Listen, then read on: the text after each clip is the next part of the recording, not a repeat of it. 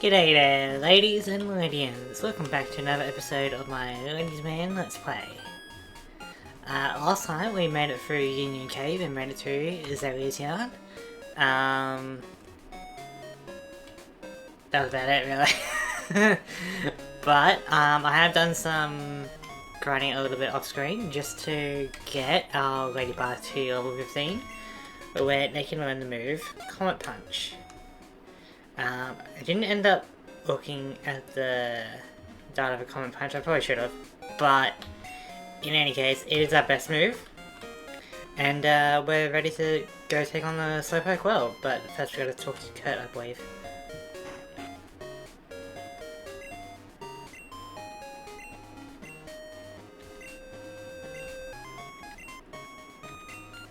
Yeah. Come on. Yeah, the Slowpoke Tales is actually interesting. Maybe I'll make a video about that in the future, but in any case, we're here to help out the Slowpoke, stop Team Rocket, and if we're lucky today, we could also maybe take on our rival for the second time.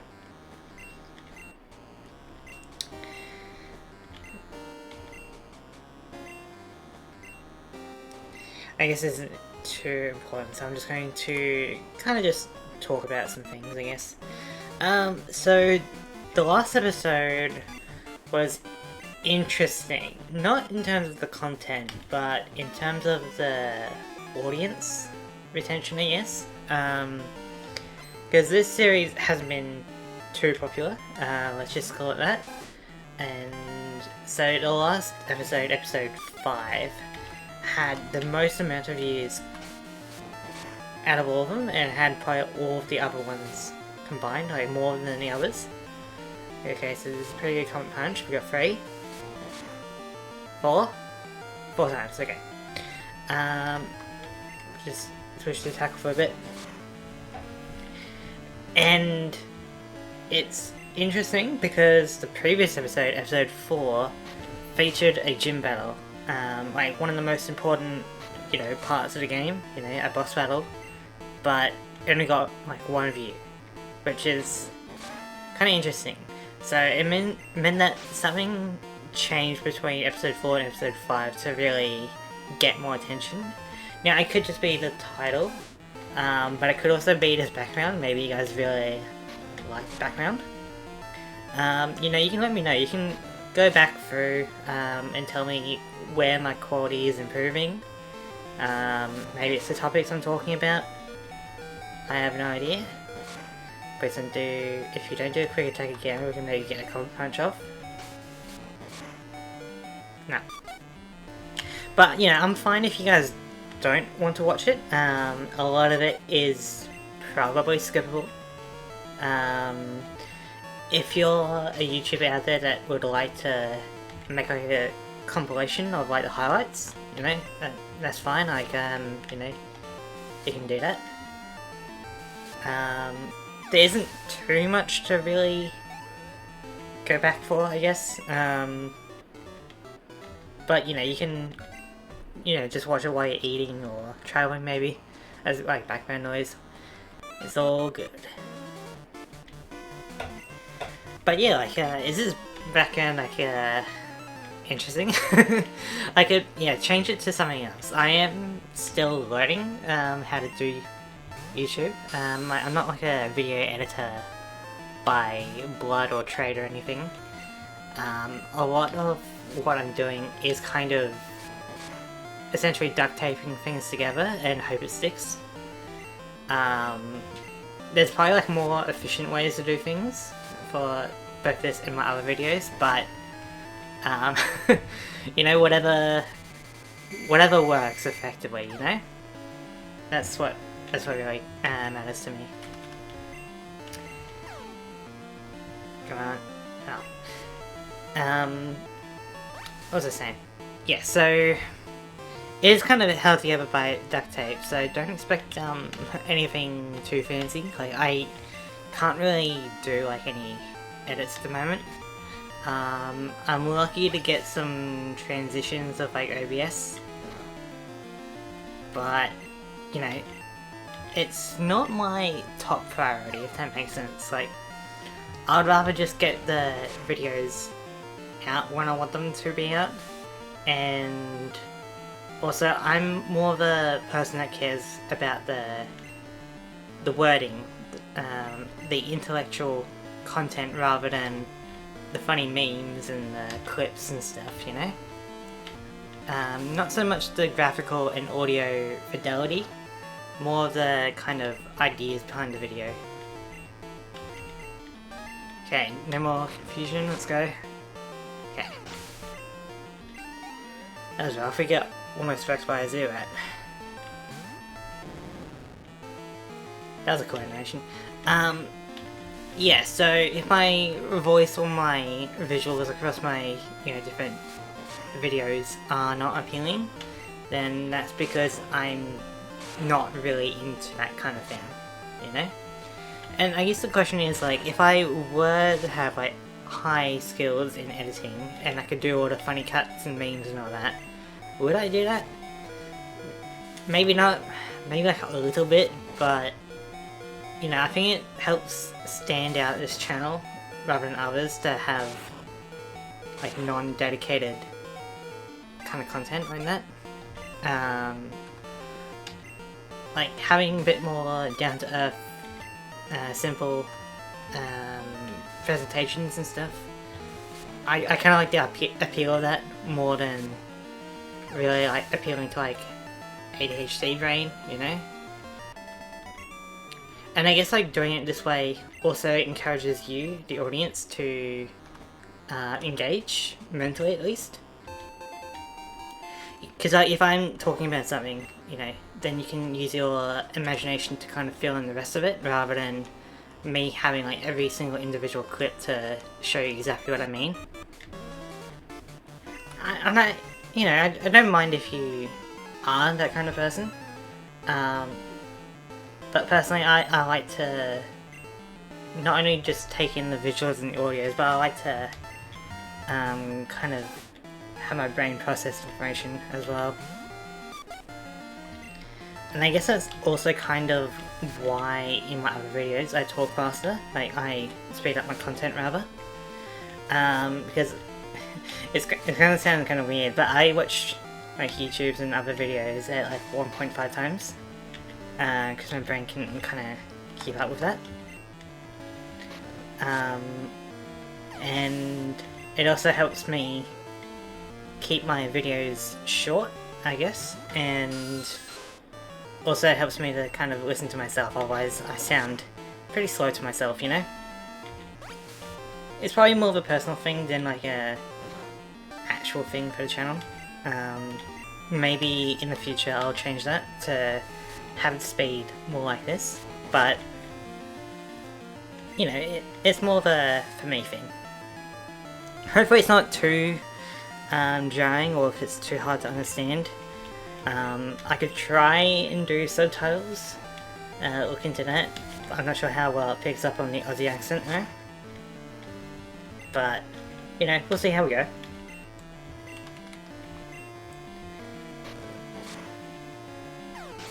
Yeah, so this isn't as bad as the UK, so we can probably get around to the rival battle, which is good. And if you're like, you know, joining us for the first time, or if this channel is relatively new to you, I guess I can tell you a bit more about what other content I do. So I have a series on this channel called Pokemon Links. In it, it's kind of like the theory-based video content. Like we talk about, well, I talk about some of my personal theories about the Pokemon franchise. Especially in terms of world building, like it's more of like trying to uncover secrets that Game Freak might have been hiding through the world building. And of course I also have a series talking about how I hate the Pokédex at the moment, which is doing alright. I can probably get a few more episodes out of that before we move on to something else. And, you know, there's the occasional one-off video that's a bit random. It's just really like whatever I can really think of to do. there's no real rhyme or reason for anything. I just kind of do it. Level 14, wow. Depending on if it's gonna smoke screen us or poison gas us, this could be interesting. But we probably win with 3 Ladybug. Not only that, but we do have Flash in the background. I don't want to rely on it. Between Flash and Double Team, I don't want to rely on it. But if I have to, I will use it. It really drags out of the battle, and it's not really like an interesting strategy, because it's really like any Pokemon could kind of do that. But you know, we are using overall the worst Pokemon, so there will be times where I'm going to have to use it.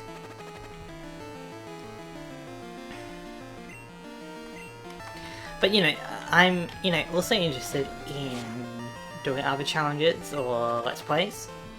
You can let me know what exactly you'd be interested in. Some of the choices I've got for you would be another retro Pokemon game, like the trading card game. That could be pretty fun, going for that. We could do Pokemon Infinite Fusion. I know it's not an official Pokemon game, but you never know, you might be interested in it. And the idea of that one would be to fuse Ladian with different Pokemon to see what powerful creatures we can make. That could be pretty fun. I was also thinking of doing like a Dragon Quest challenge playthrough. As for which Dragon Quest, that will be for me to decide. I already have an idea of which one I want to do, but you know, you could vote for that. We could do just another game that's similar to Pokemon, like Cassette Beast. That could be pretty interesting. It's a game that I really enjoy, and I think it's pretty good. And it isn't the same kind of vein as Pokemon, it's just going to be different. So I could do stuff like that. There was a few other games that I was thinking of, but you know, if any of that sounds interesting, then you know, you can let me know. Maybe in the future I'll end up doing live streams. I know it's a lot of kind of maintenance to do that, I think, like, I don't even know, like, you'd have to worry about chat sometimes, you'd have to... I don't actually know that much, but I imagine it's quite a fair bit of effort. And I guess depending on my internet as well, you know? But, you know, it could be a potential outlet in the future. It probably won't be for a while if, you know, if this YouTube kind of pans out, maybe I switch to a bit more of a live stream. But we'll see how we go. Okay, so that was the Slowpoke well kind of done. Now, I think we're ready to take on a rival. It's either that or we start doing the gym trainers this session. Let's do the rival. If I'm correct. Yep. Alright, here we go. Place your bets. We have nothing for Ghastly, so that's gonna be fun. I did evolve our Caterpie off screen to get into Butterfree. I thought it learned Psybeam at level 10, it learned Confusion at level 10. Apparently, it... Oh yeah, we called him Aridos, that's why I was a bit confused. So, our only strat for this Ghastly is to go Supersonic. Or rely on Struggle. So, this is our strongest opponent here. So while I'm doing this, yeah, I'll just explain my... Paralysis is not great. I'll just explain my situation with Butterfree. So, to learn Psybeam on Ladybug, we need it from an egg move, and the only possible parents for that are Venonat, Venomoth, and Butterfree. But the thing is that they all learn Psybeam at like around 33 or 34. Okay, we got Confusion off. So in terms for us, that's like maybe Price or after the Goldenrod. And so we won't get Psybeam for quite a while. Now, this, you know, I don't think it's much of a spoiler to say that this is emulated, and you can, at least with this emulator, set up trade and transfer. So I could get like a Butterfree. Okay, we're actually getting very good at that Confusion. So we probably need another Supersonic around now. Yep. So I could set up like a trade or transfer to get Psybeam early on, I guess, but personally, I'm probably not going to do that. I'm going to play this kind of more as intended, which means eventually I'll level up Butterfree to level 33, level 34-ish later on. Okay, we're actually getting pretty lucky with our Confusion.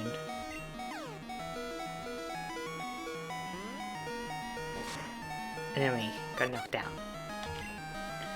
But this is definitely possible if we get at least one more Confusion off.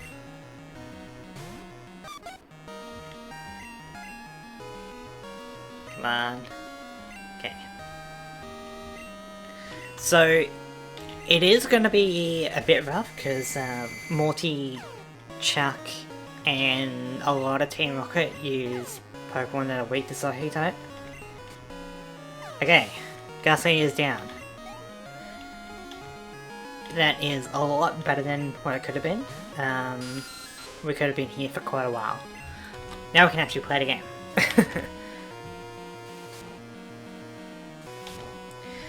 But, you know, it is definitely possible to continue that without those moves.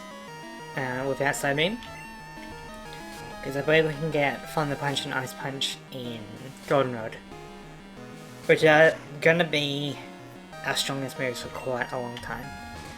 And, well, since the idea of the hatched Ladybug is going to be replacing one of our current Ladybug, it gives you a bit more time to get attached to these guys as we develop along, you know? Zubat's got the same idea with its Supersonic.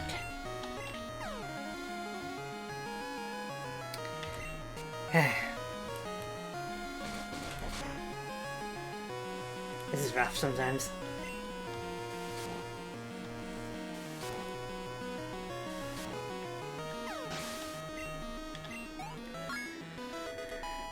Level 16.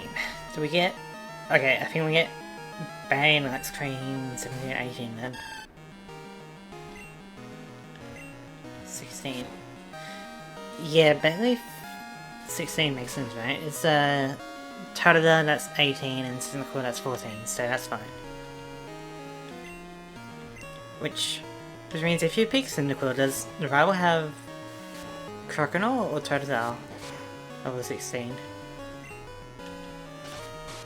I can't remember, but it's probably going to be a Crocodile. Okay, so here we have one of our better outcomes. Bayleaf doesn't get much that's not normal or grass type, and we quad resist grass, so this is our best outcome. I could have picked Chikorita and have to worry about another fire type, or I could have picked Cyndaquil and then just have a neutral opponent, but between the bug and flying type, we don't have any stab, which is rough. And I figured that this challenge is already going to be hard enough. We can have a little bit here and there. It's not often that we actually have to battle the rival, I don't think.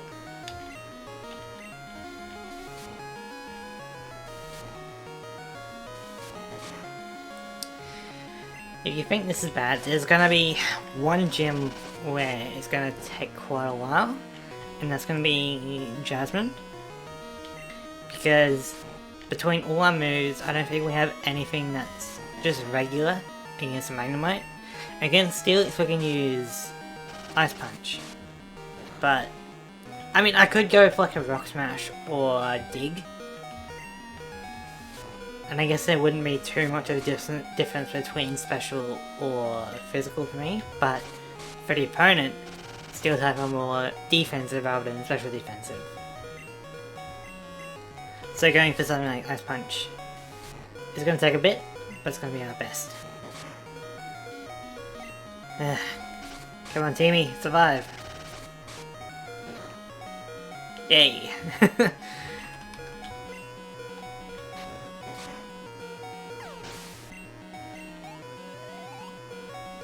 Pretty good. We defeated our rival, Ariados.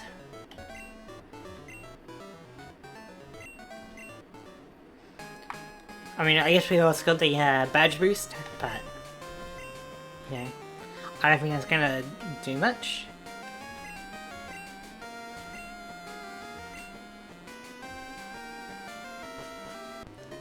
Weirdo. Alright, we'll heal up. I don't think we'll take on the gym just yet. Depending on your interest, we'll either defeat all the trainers, and then have a dedicated video to Bugsy and traveling through the forest, or next episode will be just defeating some of the trainers and getting into it. I think maybe we do that. But yeah, that is going to be today's episode. Thank you for watching. If you have any comments about ways to improve or what I'm doing good, you know, you can let me know down below. But other than that, thank you for watching.